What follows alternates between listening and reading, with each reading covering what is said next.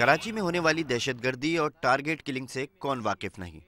زبان، نسل اور مسلک کے اختلاف پر گزشتہ برس کے ابتدائی 6 ماہ میں 1168 افراد قتل کیے گئے۔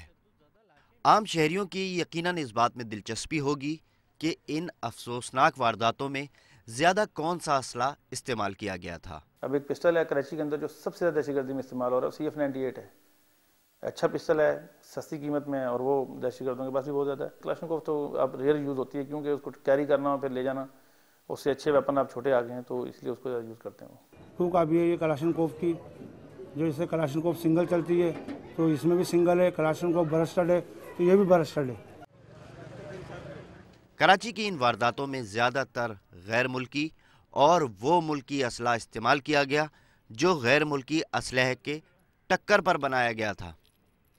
آئیے بات کرتے ہیں ایک بار پھر کراچی کے اسٹریٹ کرائم کی۔ ہم نے کراچی کے ایک مصروف اور تاریخی مقام ٹاور ٹریفک سگنل کا انتخاب کیا اور بلا تفریق 10 افراد سے بات کی اور تمام سے صرف ایک سوال کیا کہ کیا آپ نے کبھی اسلحے کا سامنا کیا ہے؟ حیرت انگیز طور پر تمام نے اس کا اقرار کیا۔ ان میں سے کچھ کے جوابات آپ خود دیکھ لیں۔ 2 سالوں کے اندر 5-6 دفعہ ہو چکا ہے۔ 2 سالوں میں 5-6 دفعہ گاڑی لوٹی ہے پوری؟ ہاں پوری ہمارے ساتھ، باقیوں کے ساتھ، اوروں کے ساتھ بھی ہوتی ہوگی۔ کبھی گاڑی میں بیٹھے اچانک چڑھ گئے، ایسے بھی ہوا ہے۔ پسٹن لگا تھا گن پٹی میں، تو پھر ہم نے بولے، ان لوگ نے بولا موبائل دے دو، ہم نے بولا میرے پاس موبائل نہیں ہے، میرے پاس پیسے لے کے گئے۔ کراچی کے اسٹریٹ کرائم میں کون سا اسلحہ زیادہ استعمال کیا جا رہا ہے؟ یہ بھی ایک اہم سوال ہے، بالخصوص موبائل سنیچنگ اور پرس چھیننے کی وارداتوں میں، جس کا شکار کراچی کے 90% شہری یقیناً ہو چکے ہیں۔ اسٹریٹ کرائم میں دیکھیں مختلف قسم کا ہے، جو تو پروفیشنل لوگ ہیں ان کے پاس تو اچھا ویپن ہے۔ جس طرح پچھلے دن کراچی میں بینک ڈکیٹیز ہو رہی تھی تو اس میں جو گروپ ہم نے پکڑا ان کے پاس 60-70 ہزار والا ویپن تھا، پسٹل تھے، وہ بڑے اچھے پسٹل ہیں، 18 گولیاں اس میں آتی ہیں اور وہ اگر کوئی مزاحمت ہو جائے تو وہ اچھا مقابلہ بھی کر سکتے ہیں۔ پھر دوسرا جو کرائم ہے جس میں اسٹریٹ کرائم ہے، اس میں TT پسٹل جس جو کراچی میں ایک بڑا کامن نام اس کا، اور 9mm ہے، یہ استعمال ہوتا ہے۔ اگر درے سے یا قبائلی علاقوں سے آتا ہے، حالانکہ یہ بات اب پرانی ہو چکی ہے، قبائلی علاقوں کا اسلحہ کراچی میں یوز نہیں ہوتا ہے، لیکن پھر بھی اگر کچھ لوگ بضد ہے کہ اسلحہ قبائلی علاقوں سے آتا ہے تو ہم کہتے ہیں کہ وہ بھی غلط ہے، اسلحہ کہیں سے نہیں آنا چاہیے۔ اسٹریٹ کرائم کرنے والے لوگ ہیں یہ تو لو لیول کا اسلحہ استعمال کرتے ہیں، کیونکہ جس بندے کی جیب میں پیسے ہوں گے اس نے اسٹریٹ کرائم کیوں کرنے ہیں۔ کراچی میں دیسی یعنی درہ میڈ اسلحے کی یقیناً بہت ڈیمانڈ ہے۔ یہ تو آپ جان چکے کہ یہ اسلحہ کن راستوں سے کراچی لایا جا رہا ہے، مگر یہ نہیں دیکھا کہ اس اسلحے کی کراچی میں بیٹھ کر ڈیلنگ کیسے ہوتی ہے۔ ہمارے پاس سارے بندے آتے ہیں اسلحہ خریدنے، ہم سب کو ڈیلنگ کرتے ہیں اور سب کو اسلحہ بیچتے ہیں۔ آپ لوگوں کے پاس کہاں سے آتا ہے؟ ہمارے پاس پشاور سے۔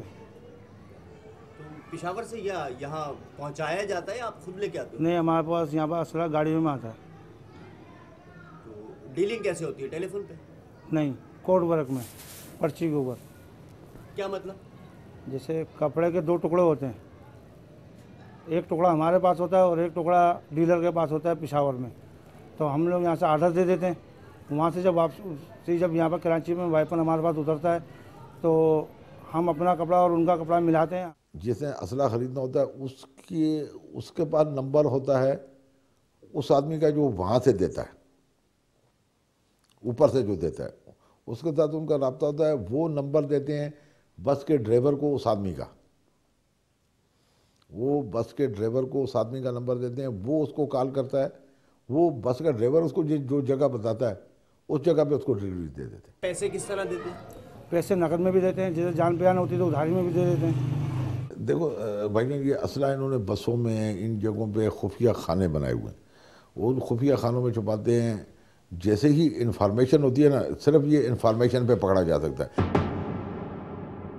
ناجائز اسلحہ رکھنے کی دفعہ 13D سے زیادہ تر لوگ واقف ہوں گے۔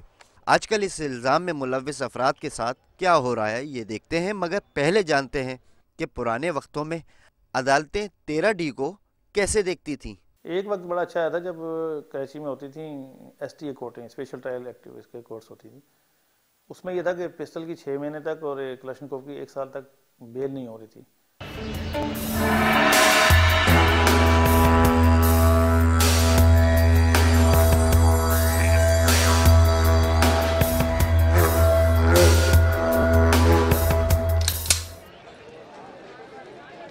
کہا جاتا ہے کہ بعض وکلا کے نزدیک اس جرم میں ملوث ملزم کو باہر نکالنا الٹے ہاتھ کا کام ہے، جبکہ قانونی پیچیدگیاں اور پولیس کی ناقص تفتیش اس عمل کو اور آسان بنا دیتی ہے۔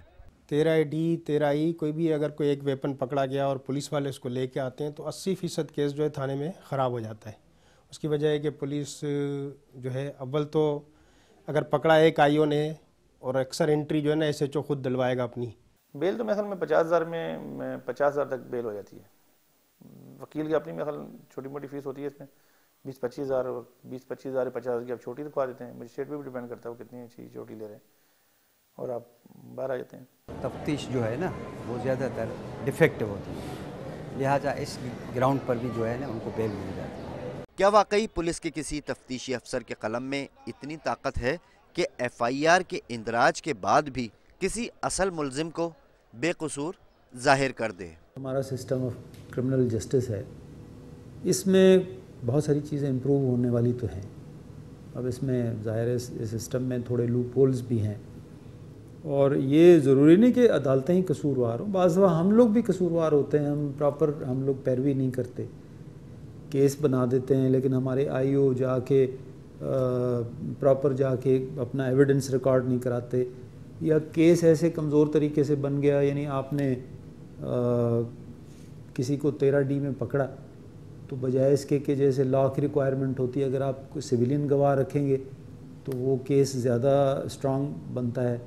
اگر آپ ایک پولیس کانسٹیبل کو اس میں گواہ رکھ دیں گے تو وہ چالان تو پھر بھی ہو جائے گا، لیکن کل کو کورٹس پھر اس کو وہ رعایت دینے میں مطلب حق بجانب ہوتی ہیں کہ بھئی اس میں تو نیوٹرل گواہ تو کوئی ہے ہی نہیں۔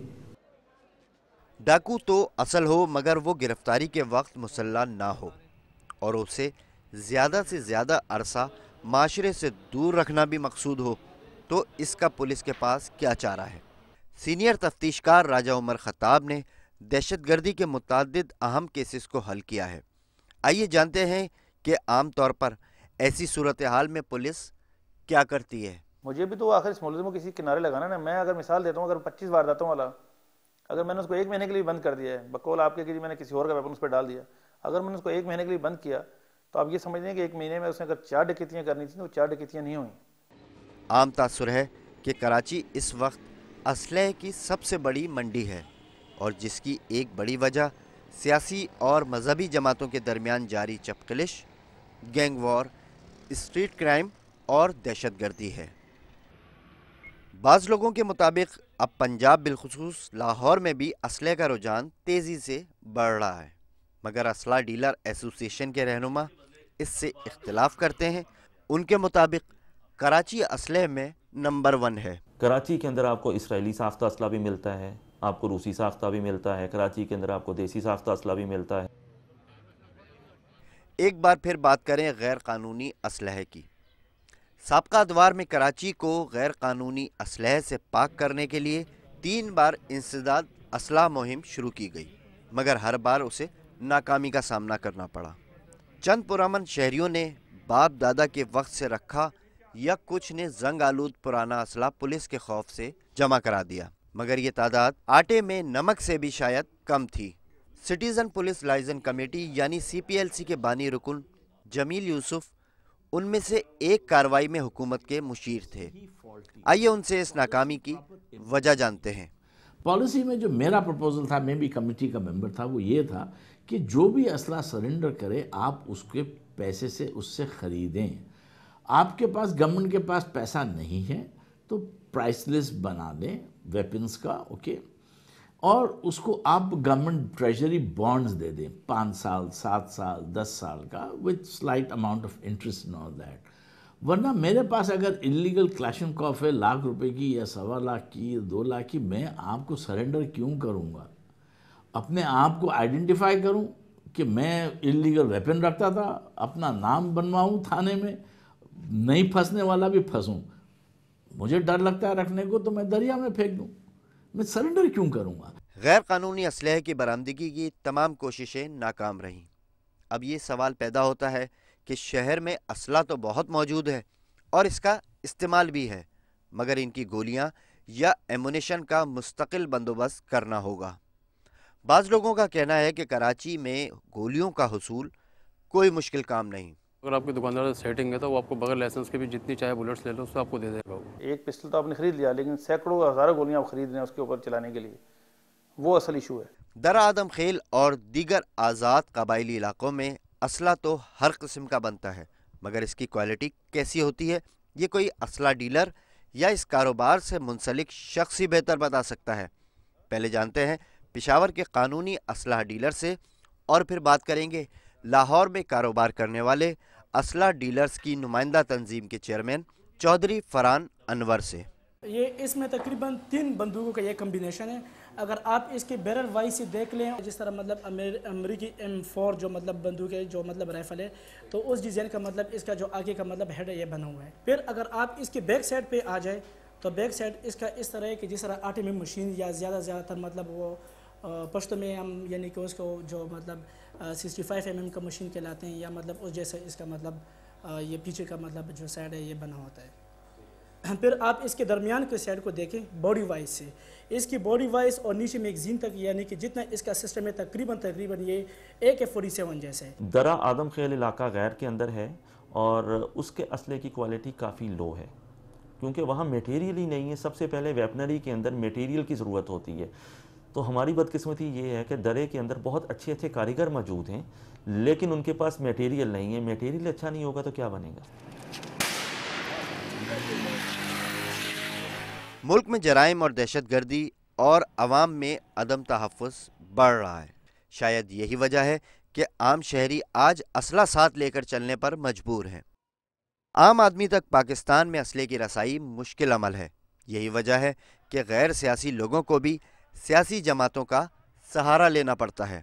حکومت پاکستان نے اسلحہ لائسنس کو نادرہ کے جدید سسٹم میں لانے کے لیے اقدامات شروع کر دیے ہیں، جس کے مطابق وفاق سے شناختی کارڈ کی شکل میں لائسنس جاری کیے جا رہے ہیں۔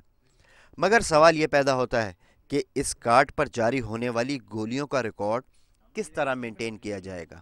کیا یہ ممکن نہیں کہ ایک لائسنس ہولڈر اپنے کوٹے سے زائد گولیاں حاصل کر لے؟